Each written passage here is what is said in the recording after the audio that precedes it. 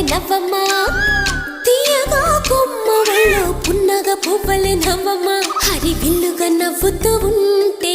ఎండలో వెన్నెల కాయదా చిరు చల్లుగా నవ్వుతూ ఉంటే కొండైన వాగల్లే పొంగదా నూను మెత్తగా నవ్వుతూ ఉంటే ముల్లైన పువ్వలే తాకదా తొలి పొద్దుగా నవ్వుతూ ఉంటే రాయైన రత్నంగా మారదా హాయిగా అమ్మ ఒళ్ళో చిన్నారి పాపల్లే నవ్వమ్మా తీయగా కొమ్మ ఒళ్ళో పున్నగ పువ్వలే నవ్వమ్మా